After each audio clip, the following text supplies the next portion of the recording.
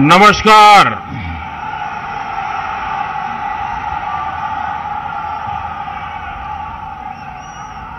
मां कल्याणेश्वरी और गागर बूढ़ी चंडी आज मेरे लिए अवसर है इस पवित्र धरती को श्रद्धापूर्वक प्रणाम करने का। बांग्ला नववर्ष शुरू होने के बाद आज बंगाल में मेरी ये पहली सभा है। नववर्ष में बंगाल में बीजेपी की डबल इंजन की सरकार बनने जा रही है। 4 दोपहर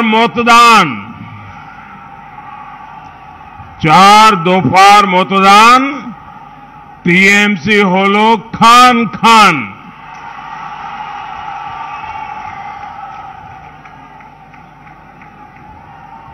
चार दौर का मतदान टीएमसी खंड खंड हो गई। बाकी 4 दोपहर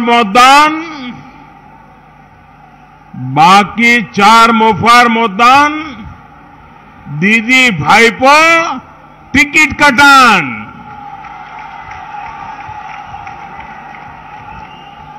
बाकी 4 बार का मतदान दीदी भाईपो का पत्ता साफ। 5वें चरण के मतदान में भी कमल के फूल पर बटन दबा करके भारतीय जनता पार्टी की सरकार बनाने के लिए आज सुबह से बहुत बड़ी तादाद में लोग निकले हैं। बहुत भारी मतदान हो रहा है। मैं अब तक मतदान करने वाले सभी मतदाताओं का हृदय से बहुत बहुत अभिनंदन करता हूं और उनका धन्यवाद करता हूं। साथियों, आसनसोल हो, दुर्गापुर हो, इस पूरे क्षेत्र में बंगाल ही नहीं बल्कि देश के औद्योगिक विकास का प्रमुख केंद्र बनने की क्षमता बहुत पहले से है, हमेशा से है। द्वारका नाथ टैगोर जी, राजेंद्र मुखर्जी, वीरेंद्रनाथ मुखर्जी जैसे अनेक व्यक्तित्वों ने इस क्षेत्र की संपदा को देश की आत्मनिर्भरता के संकल्प रूप में आगे बढ़ाया। साइकिल से लेकर रेल तक, पेपर से लेकर स्टील तक, एल्यूमिनियम से लेकर ग्लास तक, ऐसे अनेक कारखानों में यहां की फैक्ट्रियों में काम करने के लिए पूरे देश से लोग यहां आते हैं। आसनसोल एक प्रकार से लघु भारत है। हिंदुस्तान का हर व्यक्ति यहां एक मिल जाएगा। लेकिन बंगाल में जो सरकारें रही उनके कुशासन ने आसनसोल को कहां से कहां पहुंचा दिया। जहां लोग चाकरी के लिए आते थे, आज यहां से लोग पलायन हो रहे हैं। मां, माटी, मानुष की बात करने वाली दीदी ने यहां हर तरफ माफिया राज फैला दिया है। आसनसोल की प्राकृतिक संपदा को लूटने के लिए कोयला माफिया, नदियों की बालू को लूटने के लिए अवैध खनन माफिया, सरकारी जमीन पर कब्जे के लिए भूमाफिया। साथियों, यहां सालनपुर, बाराबनी, जमूरिया, रानीगंज, उखड़ा, बल्लालपुर से लेकर बांकुड़ा बॉर्डर तक अवैध कोयला खनन का साम्राज्य फैला हुआ है। यहां का कोयला, रेत और दूसरे खनिजों को काला माल कहा जाता है। किस किस तक पहुंचता है, ये हर कोई जानता है। बंगाल के ट्रक वालों को, ट्रांसपोर्ट से जुड़े साथियों को, यहां के उद्यमियों को जो बाइपो टैक्स देना पड़ता है, वो भी बंगाल के लोग भली भांति जानते हैं। साथियों, इस चुनाव में आपका एक वोट सिर्फ टीएमसी को साफ करेगा इतना ही नहीं है, बल्कि आपका एक वोट यहां से माफिया राज को भी साफ करेगा।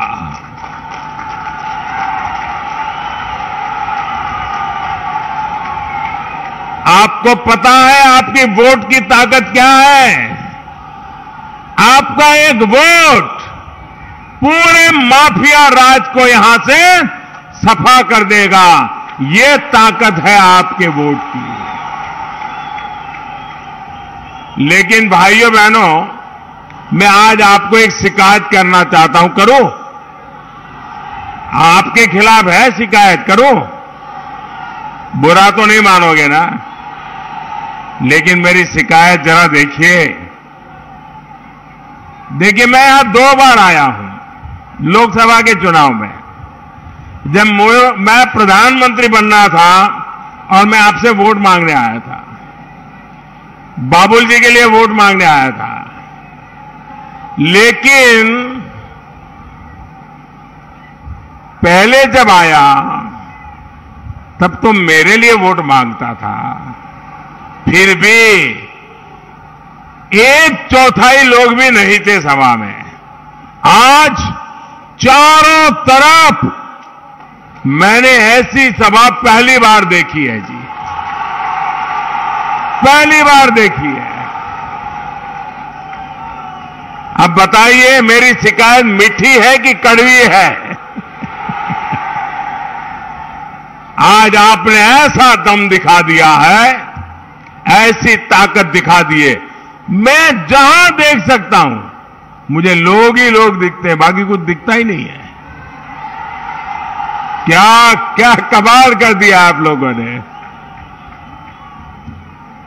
लेकिन आगे का काम बहुत महत्वपूर्ण है और वो है वोट देने के लिए जाना, वोट देने के लिए औरों को ले जाना। करोगे?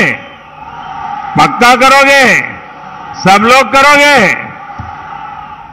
देखिए, तभी यहां से ये माफिया राज समाप्त होगा। ये माफिया साहिब तभी समाप्त होगी। और भाइयों बहनों, मैं बंगाल में जहां गया हूं यही माहौल है। और उधर क्या है? दीदी, ओ दीदी,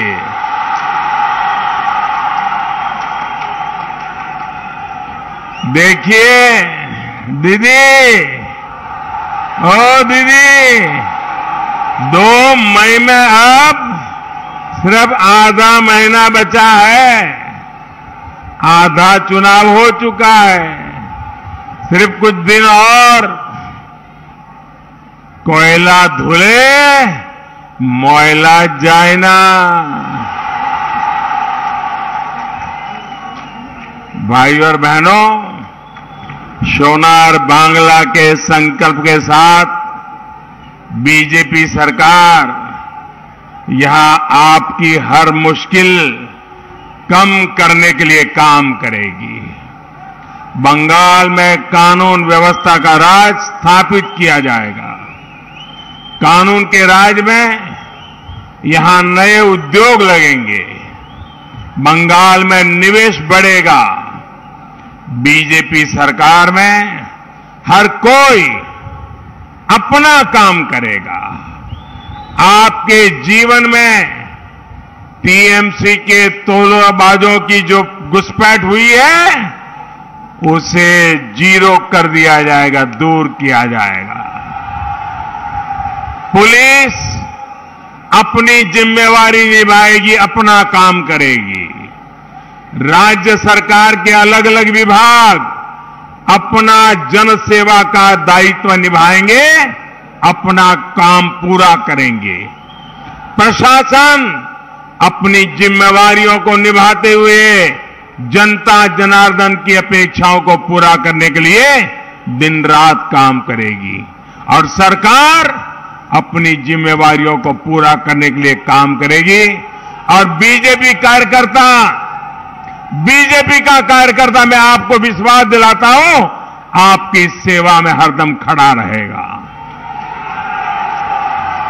और इसमें जो भी खेला करने की कोशिश करेगा उस पर कानून के तहत उतनी ही सख्त कार्रवाई भी होगी। भाई और बहनों, दीदी ने बीते 10 सालों में विकास के नाम पर आपके साथ विश्वासघात किया है। विकास के हर काम में, हर काम के आगे दीदी दीवार बन के खड़ी हो गई, दीवार बन के खड़ी हो गई है। केंद्र सरकार ने 5 लाख रुपए के मुफ्त इलाज की सुविधा दी तो दीदी दीवार बन गई। केंद्र सरकार ने शरणार्थियों की भी मदद के लिए कानून बनाया तो दीदी इसका भी विरोध करने लगी। केंद्र सरकार ने मुस्लिम बहनों को 3 तलाक से मुक्ति के लिए कानून बनाया तो दीदी फिर आग बबूला हो गई।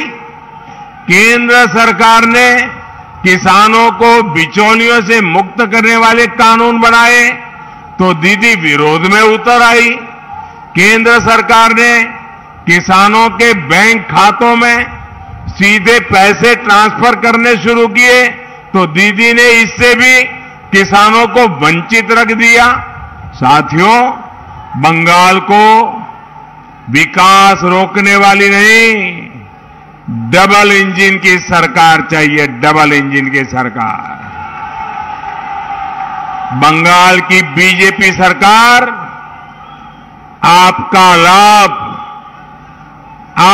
लाभ कराने वाली हर उस योजना को लागू करेगी जिन्हें दीदी की सरकार ने रोका हुआ है।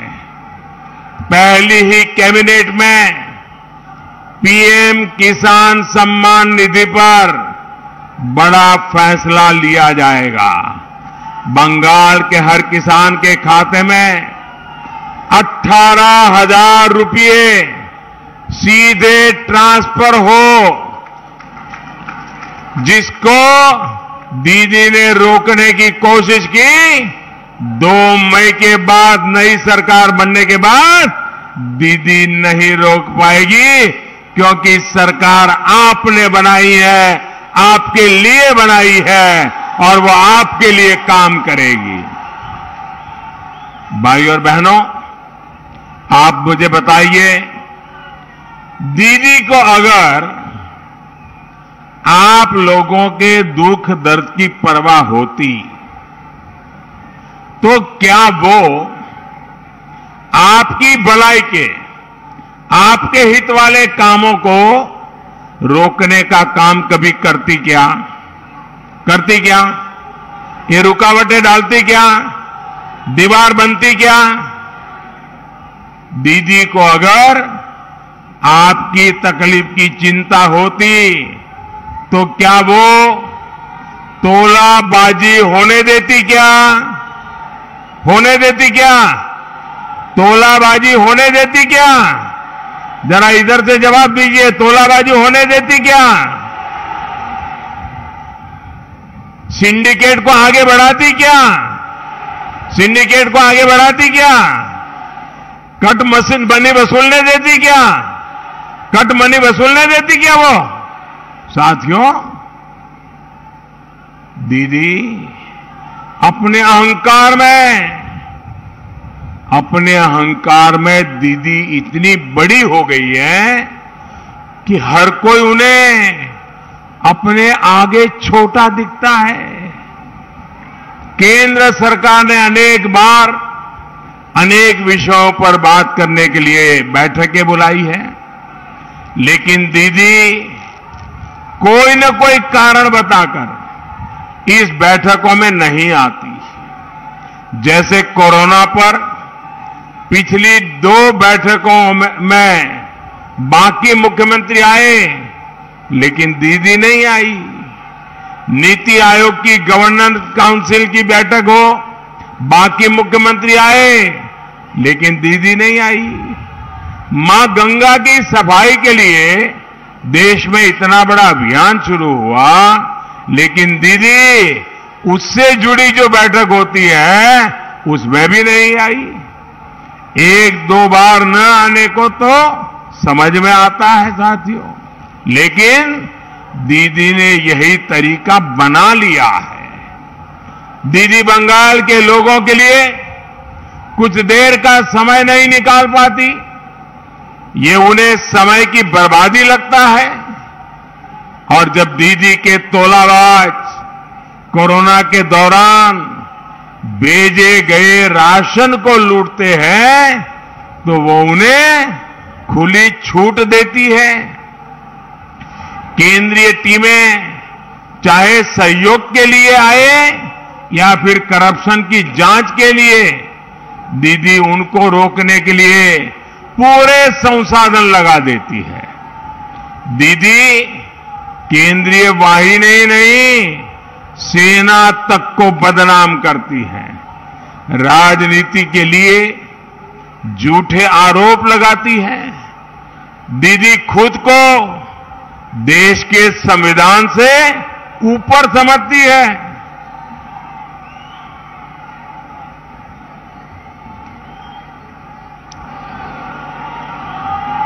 दीदी चोखे अहंकारेर पर्दा, दीदी की आंखों पर अहंकार का पर्दा चढ़ा हुआ है। भाई और बहनों, दीदी की राजनीति सिर्फ विरोध और गतिरोध तक सीमित नहीं है, बल्कि दीदी की राजनीति प्रतिशोध की खतरनाक सीमा को भी पार कर गई है। बीते 10 साल में बीजेपी के अनेकों कार्यकर्ताओं की हत्या, पहले कई पीड़ित परिवारों से बात हुई है। दीदी की वजह से न जाने कितनी माताओं ने अपने बेटों को खोया है, न जाने कितनी बहनें आज भी अपने भाई का इंतजार कर रही है। दीदी की निर्ममता, उनकी असंवेदनशीलता हमें कुछ दिन पहले ही फिर एक बार दिखाई दी है, सुनाई दी है। साथियों, कुछ बिहार में जो हुआ उस पर कल एक ऑडियो टेप आपने सुना होगा। वो ऑडियो टेप सुना क्या आपने? सुना?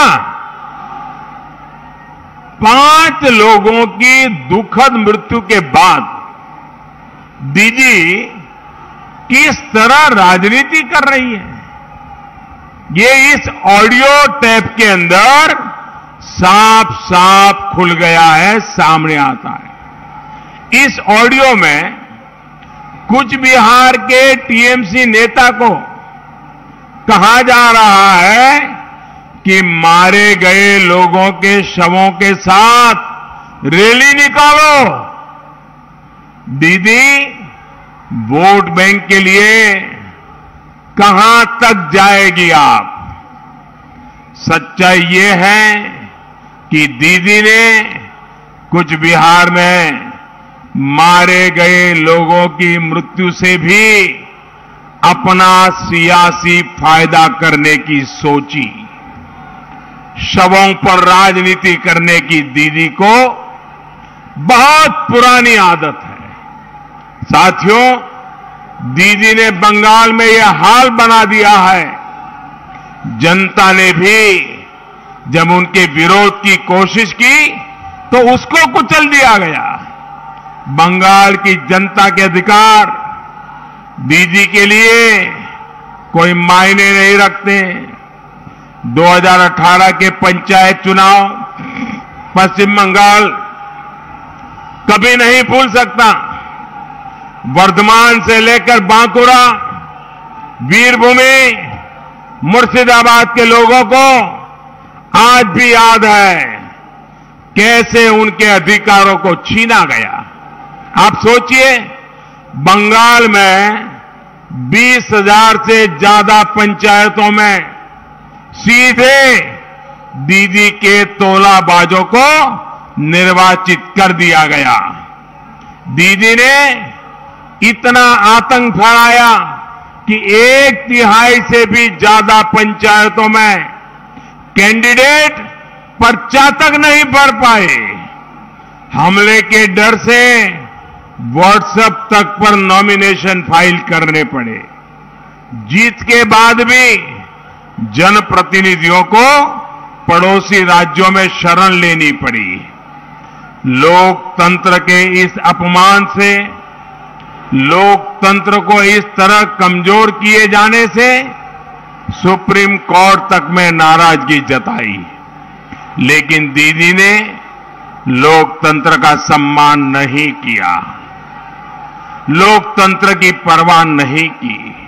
साथियों, बंगाल और भारत के लिए रवि ठाकुर का आदेश है, रवि ठाकुर का आदेश है, चित्तो जेथा भय शून्य, चित्तो जेथा भय शून्य। हृदय जहां भय मुक्त रहे। लेकिन दीदी का प्रयास रहता है चित्तो जेथा भयाक्रांतो, चित्तो जेथा भयाक्रांतो। हृदय जहां भयाक्रांत रहे। दीदी को इस बार के चुनाव में छप्पा वोट नहीं करने दिया जा रहा तो वो और बौखला गई है। दीदी की गुंडागिरी, मस्तानगिरी का खेला नहीं करने दिया जा रहा है तो दीदी बौखला गई है। दीदी द्वारा हर पैंतरा आजमाया जा रहा है ताकि बंगाल के लोगों को वोट देने से रोका जाए। टीएमसी द्वारा अभियान चलाए जा रहे हैं, चुनाव आयोग पर दबाव बनाया जा रहा है। दिल्ली से लेकर बंगाल तक दीदी ने मोदी के खिलाफ मोर्चा खुलवा दिया है। दीदी, ओ दीदी,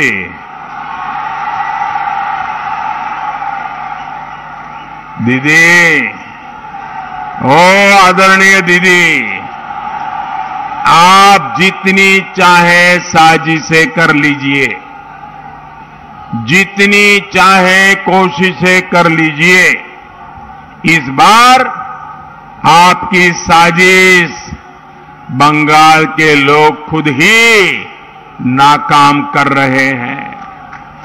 इस बार बंगाल के लोगों ने ही आपके खिलाफ मोर्चा खोल दिया है। बंगाल के लोगों ने आप पर अभूतपूर्व विश्वास किया था। अब वो आपको हमेशा हमेशा के लिए एक ऐसा सर्टिफिकेट देने वाली है बंगाल की जनता इस चुनाव में, जो आप जीवन भर घर में लटका करके रख सकती हो। कौन सा सर्टिफिकेट जनता देने वाली है? जो 2 मई को सर्टिफिकेट आने वाला है। वो सर्टिफिकेट आने वाला है भूतपूर्व मुख्यमंत्री, यानी दीदी, ये बंगाल की जनता अब आपको आजीवन एक सर्टिफिकेट देने वाली है, भूतपूर्व मुख्यमंत्री लेके घूमते रहना। भाइयों बहनों, बंगाल के लोगों से आपकी नफरत भी महसूस कर रहे हैं। दीदी के करीबी शेड्यूल कास्ट के मेरे भाइयों और बहनों को भिखारी कहते हैं। दीदी चुप रहती है। दीदी के करीबी बीजेपी को वोट देने वालों को बंगाल से बाहर फेंकने की धमकी देते हैं। दीदी चुप रहती है। किसी की दुखद मृत्यु पर दीदी की संवेदना भी वोट बैंक का फिल्टर लगा करके ही प्रकट होती है।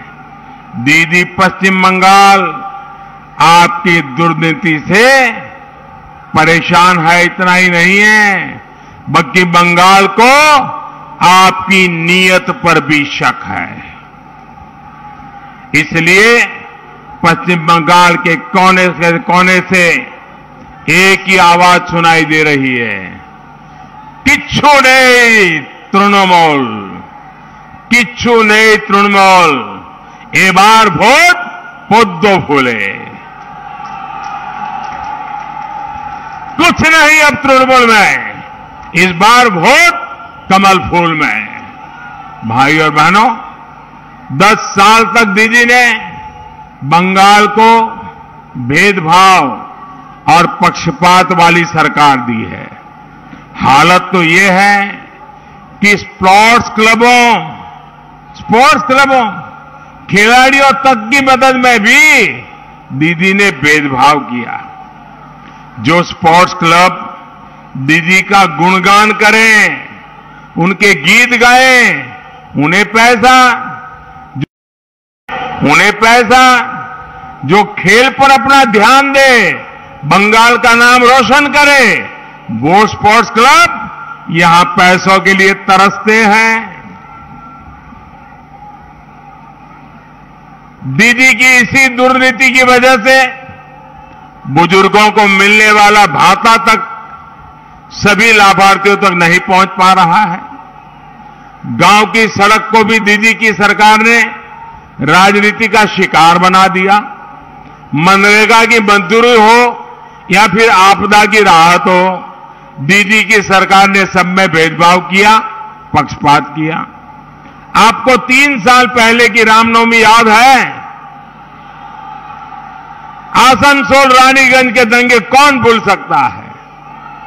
इन दंगों में सैकड़ों लोगों के जीवन भर की मेहनत राख हो गई।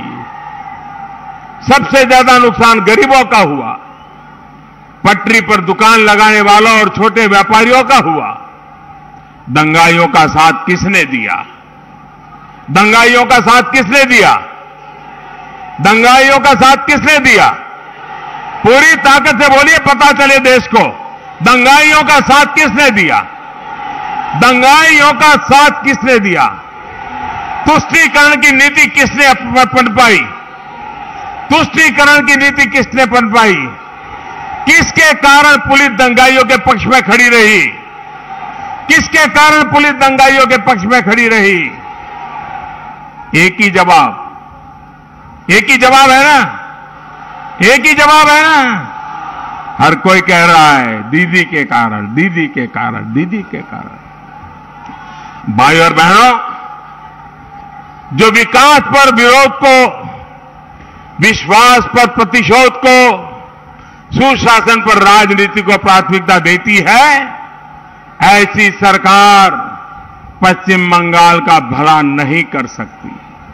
इसलिए बंगाल को आशोल परिवर्तन चाहिए। आशोल परिवर्तन बंगाल में सबका साथ, सबका विकास, सबका विश्वास के लिए। आशोल परिवर्तन बंगाल के युवाओं को रोजगार के लिए। आशोल परिवर्तन बंगाल में कानून के राज के लिए।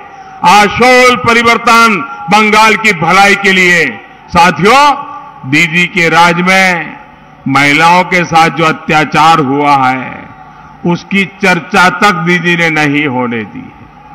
राज्य सरकार के आंकड़े छिपाकर महिलाओं पर अत्याचार की खबरों को दबाकर दीदी ने सबसे बड़ा खेला बंगाल की महिलाओं के साथ ही किया है।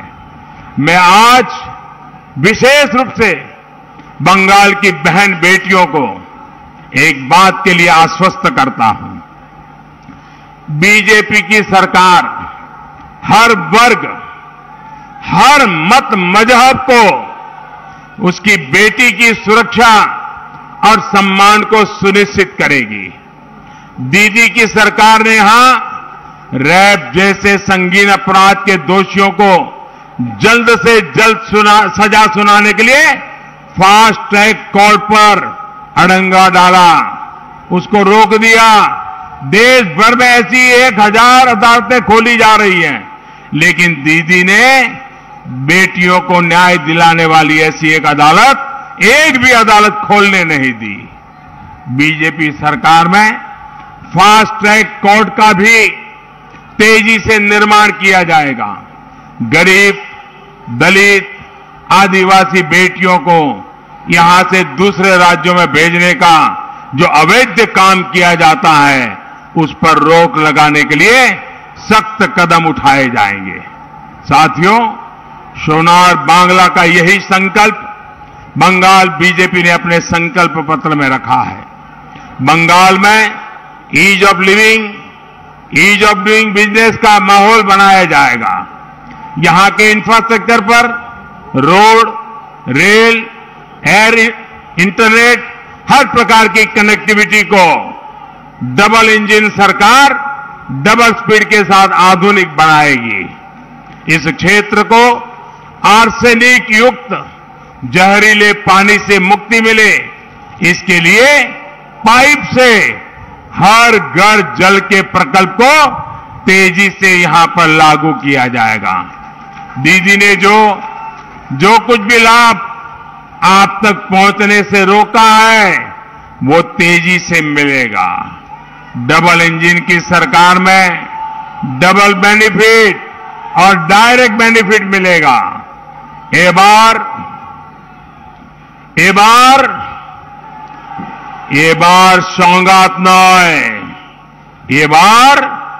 সংঘাত নয় সহযোগিতা হবে।